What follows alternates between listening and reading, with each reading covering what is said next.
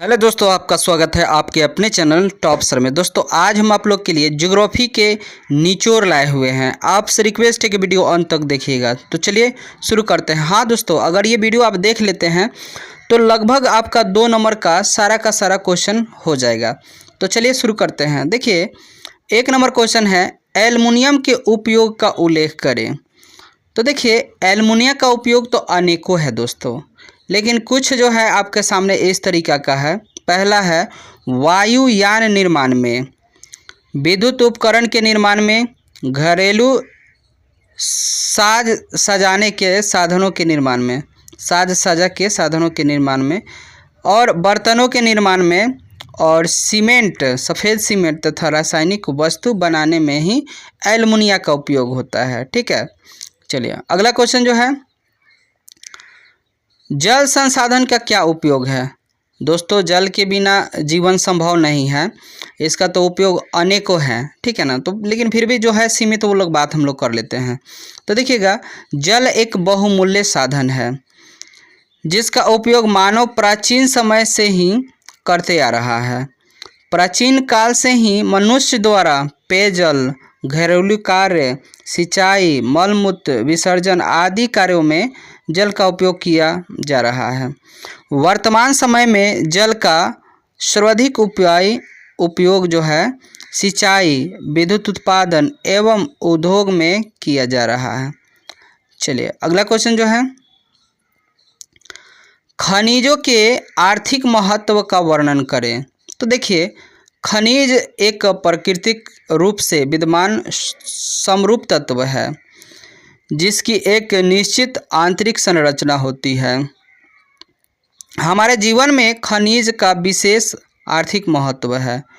औद्योगिक उत्पादन के लिए खनिज एक आधारभूत ज़रूरत होती है।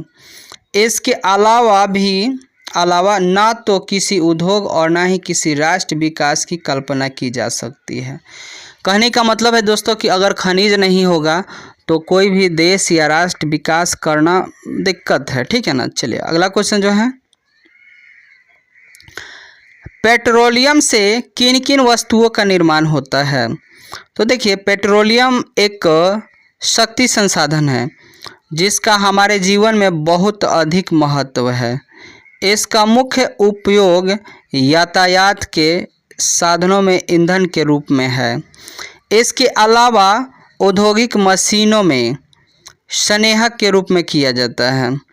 पेट्रोलियम का उपयोग संश्लेषित वस्त्र, उर्वरक, रसायन उद्योग, कीटनाशक दवा एवं कृत्रिम रबर बनाने में भी किया जाता है। अगला क्वेश्चन जो है, प्राकृतिक संसाधनों का संरक्षण क्यों आवश्यक है। तो देखिए प्राकृतिक संसाधनों का संरक्षण आवश्यक है क्योंकि ये हमारे लिए बहुमूल्य है एवं इनके निर्माण में लाखों वर्ष लग जाते हैं। आप लोग समझ ही रहे हैं कि प्राकृतिक संसाधन खत्म होने के बाद लाखों वर्ष लग जाते हैं बनने में। चलिए अगला क्वेश्चन जो है, जलोढ़ मृदा से आप क्या समझते हैं। इस मृदा में कौन कौन सी फसलें उगाई जा सकती है। तो देखिए वैसी मिट्टी जिनका निर्माण नदियों द्वारा लाए गए तलछट के निक्षेप से होता है जलोढ़ मृदा कहलाता है। इस मिट्टी में पोटास एवं चूने की अधिकता होती है तथा नाइट्रोजन एवं ह्यूमस की कमी होती है। यह मिट्टी धान, गेहूं, गन्ना एवं दलहन के लिए काफ़ी उपयोगी है। इसके साथ ही इस मिट्टी में आलू एवं विभिन्न प्रकार के सब्जियां भी काफ़ी मात्रा में उगाई जाती है। चलिए अगला क्वेश्चन जो है, संसाधन क्या होते हैं। तो देखिए हमारे जीवन में पाए जाने वाले वे सभी वस्तुएं जो हमारी ज़रूरत को पूरा कर सकती है संसाधन कहलाते हैं। शर्त यह है कि वस्तु तकनीक रूप से सुगम, आर्थिक रूप से उपयोगी तथा सांस्कृतिक रूप से मान्य हो, जैसे में भूमि, मृदा, जल, खनिज, जीव इत्यादि। अगला क्वेश्चन जो है, वन्य जीवों के हौस के 4 प्रमुख कारकों का उल्लेख कीजिए। तो देखिए, वन्य जीवों के हौस का मतलब खत्म होना, ठीक है ना। तो वन्य जीव के खत्म होने का 4 कारण दोस्तों इस प्रकार हैं। पहला है वन प्रदेश के कटने का कारण, वन्य जीव का आवास कम होते जा रहा है। मतलब पेड़ पौधे जो काटे जा रहे हैं वन से, जिसके कारण जो है वन के रहने के लिए घर दिक्कत है। वन्य जीवों का लगातार शिकार किए जा रहे हैं, वन में रहने वाले जीव को मारा जा रहा है। तीसरा पॉइंट है कृषि में अनेक रसायनों के उपयोग ने भी कई वन्य प्राणी को अस्तित्व पर खतरा उत्पन्न कर दिया है। दोस्तों, आजकल बहुत ज़्यादा रसायन का उपयोग हो रहा है, इन रसायनों से भी जीव जंतु मर रहे हैं। और चौथा पॉइंट है प्रदूषण के कारण भी वन एवं वन्य प्राणी का ह्रास हुआ है। मतलब प्रदूषण के कारण जीव जंतु भी मर रहे हैं। चलिए अगला क्वेश्चन जो है, भारत में कोयला उत्खनन कब प्रारंभ हुआ? तो देखिए, भारत में कोयला उत्खनन 1774 में शुरू हुआ, परंतु व्यावसायिक स्तर पर उत्पादन 1839 से हो रहा है। आज़ादी स्वतंत्रता के बाद कोयले के उत्पादन में काफ़ी वृद्धि हुई। अभी भारत का स्थान विश्व के कोयला उत्पादन में 8वां है। चलिए अगला क्वेश्चन जो है, एल्युमिनियम का उपयोग तो हम लोग देख ही चुके हैं। चलिए अगला क्वेश्चन जो है, सौर ऊर्जा का उत्पादन कैसे होता है? तो देखिए, सूर्य से आने वाले किरणों जब फोटोवोल्टाइक सेल पर पड़ती है तब सूर्य विकिरण ऊर्जा में परिवर्तित हो जाती है। सूर्य की किरणें जो है ऊर्जा में बदल जाती है, जिसे सौर ऊर्जा कहा जाता है। कहने का मतलब है कि जब सूरज के प्रकाश जो है फोटोवोल्टाइक सेल पर पड़ता है तब सूर्य की किरणें जो है ऊर्जा में बदल जाती है, जिसको हम लोग सौर ऊर्जा कहते हैं। कम लागत में अधिक ऊर्जा प्राप्त करने का एक अनोखा साधन है। भारत के पश्चिमी भाग गुजरात और राजस्थान में सौर ऊर्जा का अपार संभावनाएं मतलब बहुत ज़्यादा यूज हो रहे हैं।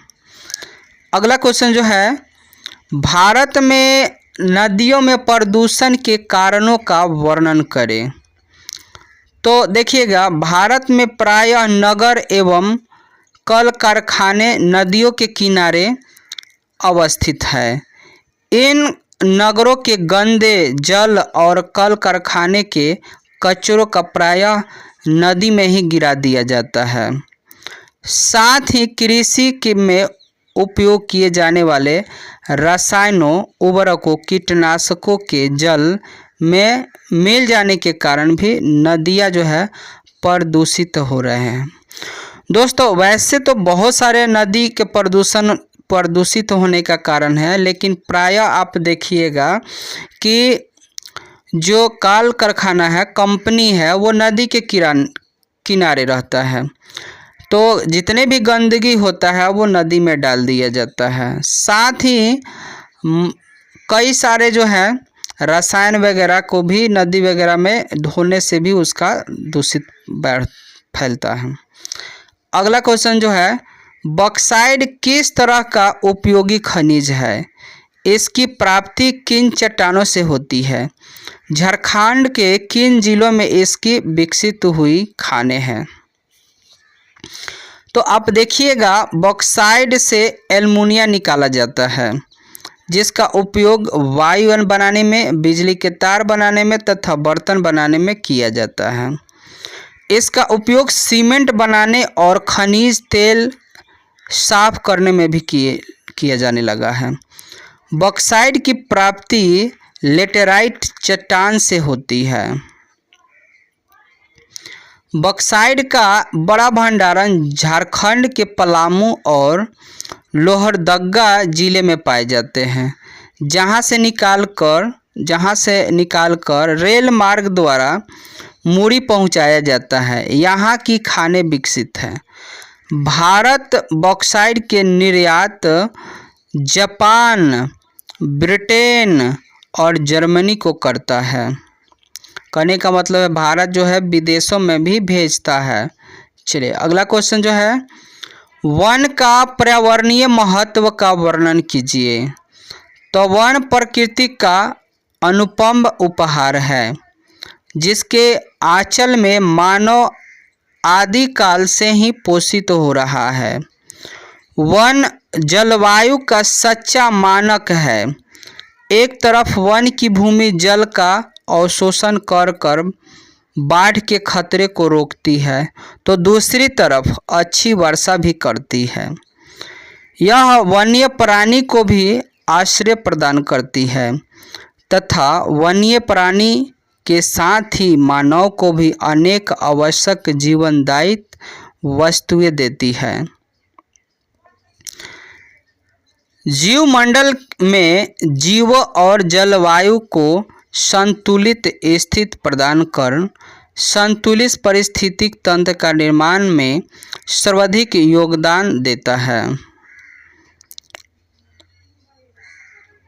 भारतीय अर्थव्यवस्था में कृषि का क्या महत्व है? तो देखिए भारतीय अर्थव्यवस्था पूर्णतः कृषि पर आधारित है। कृषि से ही देश को विभिन्न प्रकार के खाद्य सामग्री प्राप्त होती है। इसी से विभिन्न प्रकार के उद्योग के लिए कच्चा माल प्राप्त होती है। इसके अलावा कृषि से रोजगार एवं विदेशी मुद्रा का भी प्राप्ति होती है। अतः हम कह सकते हैं कि कृषि भारतीय अर्थव्यवस्था की रीढ़ है। अगला क्वेश्चन जो है, भारत में गहन कृषि के लिए कौन सी सुविधा पाई जाती है? इसको समझाइए। तो देखिए भारत में तेजी से बढ़ती जनसंख्या का दबाव और सीमित कृषि उद्योग भूमि के कारण गहन कृषि अपनाई गई है। भारत मानसून वर्षा वाले देश हैं। कभी कभी बारिश होने वाला यहाँ स्थान है, ठीक है। वर्षा एक विशेष मौसम में होती है और अनियमित रूप से होती है। कहीं बाढ़ जैसी समस्याएं उत्पन्न कर देती है और कहीं वर्षा का अभाव देखने को मिलता है।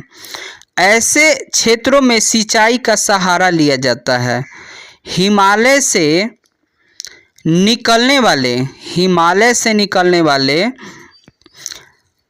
नदी सदा जल पूरित रहती है। इन नदियों पर बांध बनाकर नहरें निकाली गई है और उनसे जलाभाव क्षेत्र की सिंचाई की सुविधा प्रदान की गई है। भारत के मैदानी भागों में जलोढ़ मिट्टी पाई जाती है जो अत्यंत उपजाऊ है। इन्हीं कारणों से भारत में गहन कृषि की जाती है। अगला क्वेश्चन जो है, गहन जीविका कृषि किसे कहते हैं? तो इस प्रकार की कृषि प्रचलन उन जगहों पर होता है जहां जनसंख्या का दबाव बहुत अधिक है। इसमें श्रम की अधिकता होती है। परंपरागत कृषि कौशल का भी इसमें भरपूर योगदान किया जाता है। इसमें खदान फसलों का ही उपजाया जाता है और इसे जीविका निर्वाह कृषि भी कहा जाता है, क्योंकि दोस्तों पूरी तरीक़ा से जीवन इसी पर निर्भर होता है। चलिए अगला क्वेश्चन जो है, भारत को कृषि प्रधान देश क्यों कहा जाता है? तो देखिए भारत 71% जनसंख्या कृषि पर ही निर्भर है। सकल घरेलू उत्पाद में इसका योगदान लगभग 13.7% है। यह भारतीय अर्थव्यवस्था की रीढ़ की हड्डी मानी जाती है। यही कारण है कि भारत को कृषि प्रधान देश कहा जाता है। आप लोग समझ ही गए होंगे, क्योंकि यहाँ पर 51% लोग जो हैं कृषि में लगा हुआ है। ठीक है, अगर कृषि हट जाएगा तो आप लोग समझ ही सकते हैं। चलिए अगला क्वेश्चन जो है, वाणिज्यिक कृषि किसे कहते हैं? तो देखिए, कृषि का वह तरीका जिसमें भारी मात्रा में उत्पादन करके बेचा जाता है, अतः किसान अपनी लगाई गई पूंजी से अधिक लाभ प्राप्त कर सके। इस प्रकार के कृषि में उन्नत बीज, रसायन खाद, सिंचाई, रासायनिक कीटनाशक आदि का अधिक उपयोग होता है। हरित क्रांति क्षेत्र में इसका ही प्रसार अधिक हुआ था। तो इस तरह के कृषि को हम लोग वाणिज्यिक कृषि भी कहते हैं। चलिए अगला क्वेश्चन जो है, ऑपरेशन फोल्ड क्या है? तो देखिए, दुग्ध यानी दूध उत्पादन में वृद्धि के लिए सफ़ेद क्रांति का माध्यम चलाया गया। यह एक अभियान था। इसके प्रेरक थे डॉक्टर वर्गीज कुर्नियर थे। ठीक है, चलिए अगला क्वेश्चन जो है, प्रारंभिक जीविका कृषि किसे कहते हैं?